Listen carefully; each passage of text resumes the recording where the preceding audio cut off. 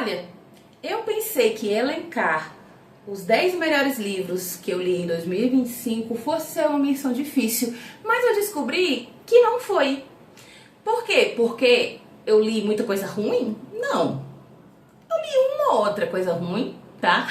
Mas não é por causa disso, é porque os 10 livros escolhidos aqui nessa lista foram livros que realmente impactaram do jeito que, tipo assim, passou-se meses e eu ainda não esqueci a sensação que eles causaram em mim.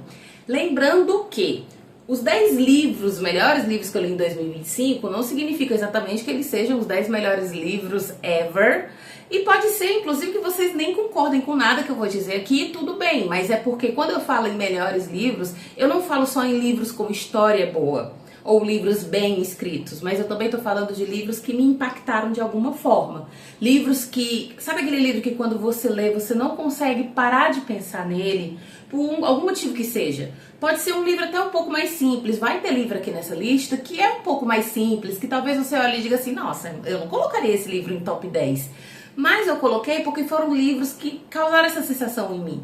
Quando eu vou classificar um livro, inclusive, eu tenho uma dificuldade muito grande de classificar livros, porque tem gente que qualquer coisinha dá 2, 3 estrelas para um livro, mas eu não consigo. Por quê? Porque se o livro ele tem uma história, que aquela história me satisfez, pra mim ele já tá de bom tamanho. Óbvio que eu não vou sair dizendo que ele é o melhor livro do mundo, mas se ele me satisfez de alguma forma, eu considero ele um bom livro. E os 10 livros que estão aqui, eles me satisfizeram muito. Alguns deles têm histórias bem tristes, outros nem tanto. Tem livro de drama, tem livro de suspense. E agora vamos pra lista, né? Será que vocês vão concordar com a minha lista?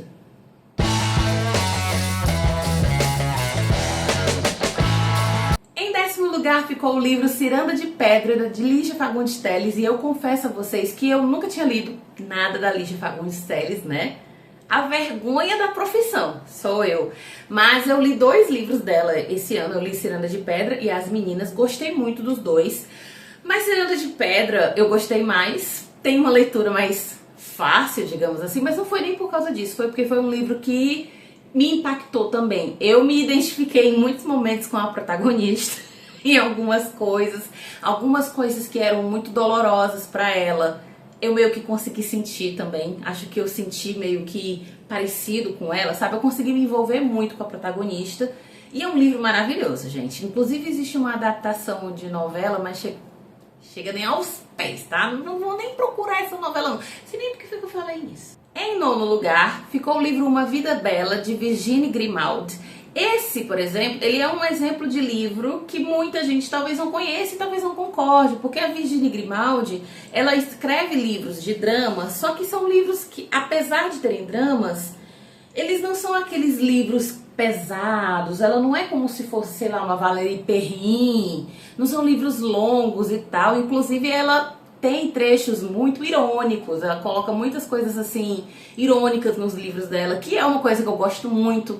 Os diálogos são diálogos assim, que tem muitas coisas debochadas, né, cômicas, e que pra mim, me parece bom porque, tipo assim, parece mais realista até, sabe?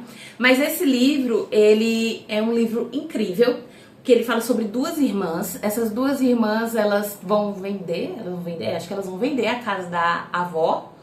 E elas tinham uma ligação muito forte com essa avó, e aí uma delas resolveu, vamos ficar aqui um tempinho, vamos passar tipo assim um tempinho de férias aqui na casa da nossa avó, pra relembrar os velhos tempos e tal. E inclusive essas irmãs, elas estavam meio distantes uma da outra por motivos vários, e ao longo do livro a gente vai conhecendo a história delas, a gente vai entendendo por que elas estavam distantes, por que elas resolveram se conectar agora, como foi a infância, a adolescência delas, como aquela relação entre elas e principalmente a relação com a mãe delas, que era uma pessoa extremamente podre, né? Afetou muito a vida delas. E, gente, é um livro muito bonito. É um livro muito bonito, é um livro curtinho, é um livro que eu não acho que ele tem a arrogância de achar que é o... Meu Deus, eu sou o melhor livro francês já escrito na humanidade. Não, não tem isso. Mas é exatamente por não ter essa arrogância que eu acho ele muito bom. E eu tenho muita vontade de ler outras coisas da Virginie Grimaldi também. Em oitavo lugar, o livro Você Me Espera para Morrer, de Maria Fernanda Elias Maglio. Esse aqui me causou um impacto muito grande. Eu não conhecia. Uma amiga leu e me indicou e eu fiquei assim perplexa com ele. Assim, é um livro muito forte. Vamos ter nessa lista alguns livros assim bem fortes. Esse ano de 2025, no geral, eu li muitos livros dramáticos, principalmente focados em personagens femininas. E isso até me cansou um pouco, sabe? Sugou um pouco das minhas energias. Ler tanta coisa assim ruim, né? Meio que suga a gente um pouco, né? Mas esse livro, ele foi um livro que, quando eu terminei, eu continuei pensando nele. Na história dessa protagonista, dessa irmã dela que sumiu no mundo e ela não sabe se essa irmã é viva ou se não é. No relacionamento da protagonista com a filha. Tem tantos elementos, tantas coisinhas, assim, sabe, que afetam a vida dessa protagonista e que podia ter acontecido, assim, com qualquer um de nós, que foi um livro que ele causou essa sensação em mim, essa impressão, tipo, não tem como esse livro ter passado despercebido por mim. E eu acho que mais pessoas deveriam conhecer essa história. Com certeza, esse livro, né, a literatura nacional como um todo é muito boa, né? A literatura nacional, principalmente a literatura recente, né, contemporânea, ela tá, assim, cada vez melhor. E esse livro, gente, ele é maravilhoso. Muito forte. Não é pra todo mundo, tem que ter estômago, mas é um livro maravilhoso. Em sétimo lugar, o livro que talvez seja o livro mais famoso dessa lista, A Redoma de Vidro, de Sylvia Plath. Esse é um clássico, né? E eu li esse livro no comecinho do ano. E eu lembro que quando eu comecei a ler ele, eu fiquei... Por que esse livro é tão hypado? Não tô vendo nada demais aqui na vida dessa moça, que mora lá em Nova York, ela quer ser jornalista. Só que aquela moça, ela tá cheia, né? Ela, tipo, uma hora ela quer uma coisa, outra hora ela quer outra, ela não sabe o que ela quer. E eu fiquei assim, mulher, você é jovem, né? Só que... acontece tanta coisa com ela, e assim, quem já leu esse livro, ou pelo menos já ouviu falar, sabe que ele é um livro muito forte, que ele fala muito sobre a questão de saúde mental, né? Porque a protagonista, ela vai chegar um momento da vida dela em que ela vai ser internada num sanatório, porque, né, as pessoas veem um comportamento de louca nela, quando na verdade não é exatamente isso. Você vê que ela estava depressiva. Ela era uma pessoa com depressão. Mas a gente está falando de uma história que é ambientada numa época que eu acho que as pessoas nem sabiam o que era depressão. Então, o que acontece com ela ao longo desse livro são coisas assim tão pesadas e tão tristes, porque ao mesmo tempo você pensa assim, talvez se tivessem prestado um pouquinho mais de atenção nela, as coisas teriam sido diferentes. Ainda mais quando você conhece a história da Sylvia Plath e sabe que não é muito diferente da história da protagonista do livro. Então, eu comecei o livro pensando, não tô vendo nada demais nisso. Terminei o livro assim, ó, completamente em choque. Mais uma vez, mulher sofrendo, né? Menino, 2025 foi só lendo mulher sofrendo, né? Ou coisa triste. Mas assim, gente, esse livro assim, ele é pancada. Ele é pancada e, sinceramente, ele é merecedor de toda a fama que ele tem, porque ele é um livro impressionante.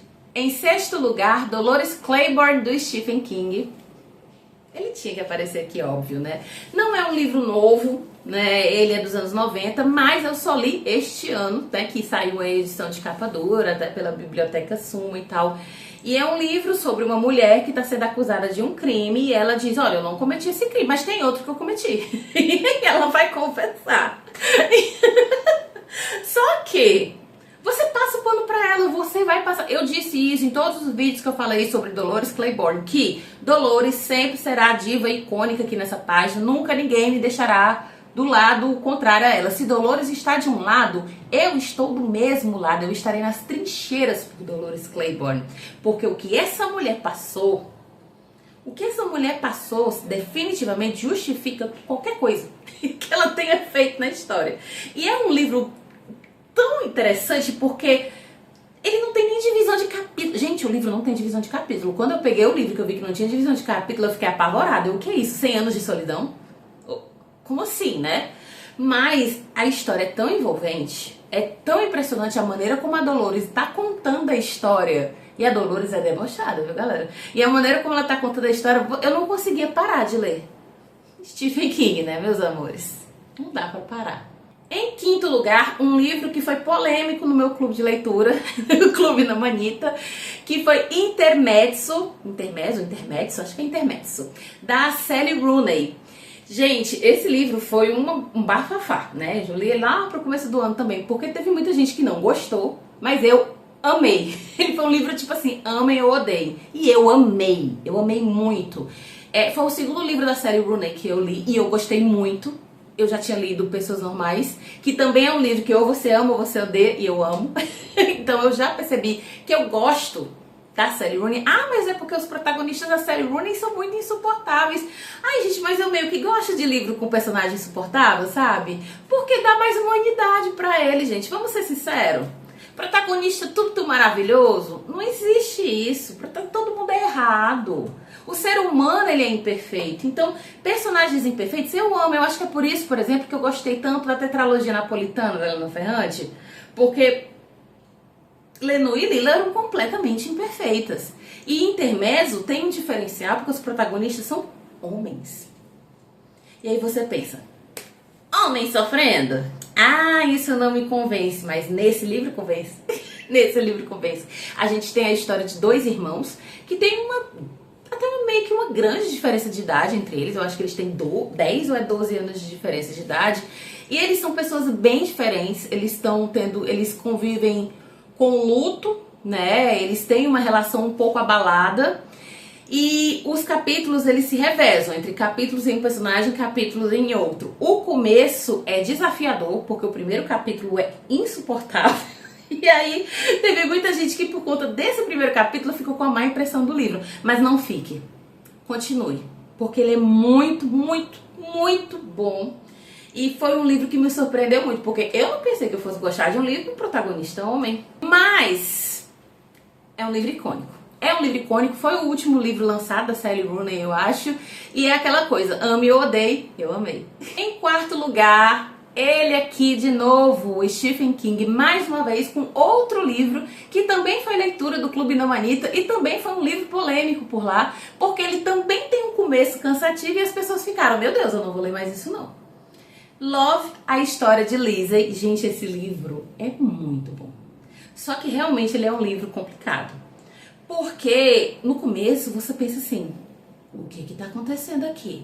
E ele é um livro de suspense, porque afinal a gente acompanha a história da Lizzie, que é uma viúva. Ela não é viúva há muito tempo, ela é viúva de um escritor.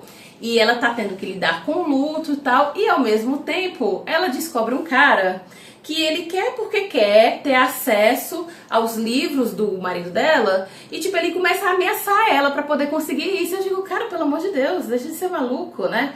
Só que tem muito mais do que isso, né? A gente vai conhecer da história da Lizzie com esse marido dela, que é uma história de amor, diga-se de passagem, muito bonita, tá? Tem um momento lá em que ela fala sobre ele, em que ela fala da saudade que ela sente dele, do luto, que eu chorei, tá? Eu chorei, que eu fiquei assim, a dor que essa mulher deve estar sentindo. Eu chorei muito, muito, não foi pouco não. E ao mesmo tempo ele tem elementos muito fantásticos, porque tem uma questão de ter uma viagem para um mundo alternativo, que ela e o marido dela faziam essa viagem, ele pegava as inspirações dos livros dele nessa viagem, você fica...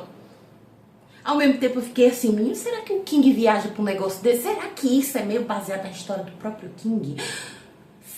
Sabe, eu pirei lendo esse livro, eu pirei. Só que como eu falei, como o começo é meio bizarro, teve gente que não gostou. Mas como eu sou, né, uma leitora fiel de Stephen King, eu já sabia que aquilo ali ia passar. E ia vir uma história boa depois. E veio uma história ótima. Não foi boa não, ela foi ótima. Maravilhosa. Inesquecível. Lizzie, você também, ó, mora aqui no meu coração. Você não é a diva, porque no momento a diva é a Dolores, mas depois da Dolores vem você, tá? Em quarto lugar, O Rio que me corta por dentro, do Raul Damasceno. Já falei muito desse livro por aqui no Bafulê. O Raul Damasceno é um escritor cearense. O Rio que me corta por dentro é o primeiro livro, é o primeiro romance dele. É um livro muito bom, ao mesmo tempo que ele é muito bonito, muito intenso. Ele também é muito cruel, muito rude, como era a vida dos protagonistas do livro, porque são jovens que cresceram numa região interiorana, bem interiorana do Ceará. É uma região fictícia, mas remete a muitas regiões. E eles tiveram uma vida, não tiveram uma vida fácil, principalmente o protagonista, que tem uma mãe que era uma mãe ausente, porque essa mãe ela tinha que trabalhar em Fortaleza, então ela vinha uma vez no ano, né, visitar ele e tal. E acontecem umas coisas que, tipo, mudam completamente a vida desse protagonista. E ainda tem o fato de que ele tem um amor, né, ele tem essa paixão pelo melhor amigo. Me lembrou um pouquinho A Palavra que Resta, do Stênio Gardel. Só que A Palavra que Resta é um livro em que esse amor não se concretizou. E em O Rio que Me Corta por Dentro ele se concretiza. E também vai além disso, porque acontecem outras coisas que fazem com que, de repente, um livro que você pensava que era um livro de drama, aquela coisa, ai, romântica, eu tô sofrendo, de repente o livro vira um caos. Fica todo mundo querendo matar todo mundo, um negócio caótico, e fica, olha, maravilhoso. Incrível, assim, sabe? Frenético, o livro fica assim, frenético, e você fica, meu Deus, o que é que vai acontecer com esses dois, sabe? Não tem como. Qual foi o melhor livro nacional que você leu esse ano, Érico? O Rio que Me Corta por Dentro, do Raul Damasceno. Em segundo lugar, O Desabamento, de Edouard Louis. Você já deve ter me visto também falando muito desse livro, porque foi um livro que me deixou muito impressionada. Edouard Louis é um escritor francês que está muito hypado no momento. Eu tenho uma tendência a desconfiar de quem está muito hypado. Porque eu penso assim, ou é muito bom, ou é muito ruim e tá famoso por algum motivo, sei lá, tipo Colin Hoover. Mas enfim, e aí Edouard Louis tava bem hypado, né? E eu fui ler esse livro emprestado de um amigo meu, O Desabamento. Gente, que livro. Quando eu devolvi o livro pra ele, eu devolvi o livro cheio de marcação, cheio de post-it. Aí eu disse, amigo, tomei a liberdade de colocar vários post-its sem problema. Ele, não, pode deixar. Eu, graças a Deus, porque o livro é maravilhoso. A vivência, fala sobre a vivência, os livros dele, né, no geral, falam sobre a vivência dele, e esse em específico fala sobre o irmão mais velho dele, que morreu com uma doença, consequência do alcoolismo. E a gente acompanha, né, entende o contexto do irmão, o contexto da família do Edouard Louis, que é uma família de origem muito humilde, o contexto social, que é uma coisa, que é uma pauta que o Edouard Louis sempre fala muito, e a gente compreende como é que era a relação desse irmão com a família como um todo, a relação tempestuosa que ele tinha, o fato de que algumas pessoas tinham péssimas lembranças dele e outras pessoas achavam ele assim uma pessoa maravilhosa. A relação dele com o próprio Edouard, que foi uma relação conflituosa, principalmente quando o Edouard se assumiu homossexual, né, que foi uma coisa que também mexeu muito, abalou muito a estrutura familiar, né? E assim, gente, que livro. É isso que eu vou dizer. Que livro. E em primeiríssimo lugar, a diva chilena Isabel Allende com seu livro Paula. Eu li 2 livros da Isabel Allende nesse ano. Um eu gostei muito, que foi O Vento Sabe Meu Nome, mas assim, apesar de eu ter gostado muito desse livro, eu não gostei dele tanto a ponto dele estar aqui nos top 10. Mas Paula, gente, o que eu chorei lendo esse livro não está escrito. Porque não é um livro de ficção. Paula era a filha, né, a filha mais velha da Isabel Allende, que faleceu nos anos 90. Então o livro fala sobre o momento em que esta filha dela adoece e é internada, e todo o perrengue, todo o sofrimento da Isabel com essa filha, que tem essa doença, que é uma doença muito rara, que não vai ter cura e E enquanto a filha dela tá internada, ela resolve começar a escrever pra filha dela, na intenção de que a filha, a Paula, quando acordasse, né, quando voltasse, ficasse bem, lesse a história. E ela começa a contar a história da família. É como se ela começasse a escrever a biografia da família dela. Gente, é bonito demais. Nossa, que livro bonito. Meu Deus do céu. Olha, eu acho que depois de A Casa dos Espíritos... Assim, eu só li 4 livros da Isabel Allende até hoje, mas depois de A Casa dos Espíritos, esse daqui é o melhor. Porque a vida da Isabel Allende, da família dela... Gente, ela viveu muita coisa. Ela viveu muita coisa. E além da gente conhecer essa vida dela, de tudo que aconteceu na vida dela... de como ela teve que fugir da ditadura no Chile, de como ela começou a escrever, de como a família dela sempre foi uma grande influência para os livros dela, intercala com os momentos em que ela tá no hospital acompanhando a Paula. E, gente, é muito triste. Porque você já começa o livro sabendo que a Paula morreu. Porque, assim, não no livro a gente não sabe, né? A gente não sabe no final, mas assim, se você pesquisa no Google, você sabe que a Isabel Allende tem uma filha que morreu. E é muito triste, gente. E muito bonito, porque tudo que a Isabel Allende escreve é muito bonito. A lista de supermercado mercantil que ela vai fazer deve ser a cor mais linda do mundo, quando ela coloca na lista uma bandeja de ovos e 2 pacotes de leite em pó, deve ser de um jeito tão bonito que dá vontade de chorar. Porque é isso que eu sinto quando eu leio qualquer coisa que ela escreve. E esse, que é um livro tão pessoal, tão autobiográfico, uma coisa assim tão pessoal, ela fala do dela, ela fala de coisas que aconteceram com ela, gente, que muito, muito pessoais. E ainda dessa situação com a filha. Era impossível que outro livro fosse o escolhido. Era impossível. Não tinha como eu escolher outro livro no lugar de Paula, porque esse livro é um livro que eu acho que todo mundo assim, que gosta de Isabel Allende devia ler. Talvez não o primeiro, não sei, porque eu acho que se você já conhece alguma coisa dela, ler ele um pouquinho depois é mais impactante. Você admira mais, sabe? A pessoa como um todo. Mas, gente, que livro bonito. Que livro bonito. Não vou dizer que chorei, claro. Óbvio que eu chorei, porque tudo que a Isabel Allende escreve eu choro. E com um livro desse, né, como não chorar? Mas não tem como. Paula foi de longe o livro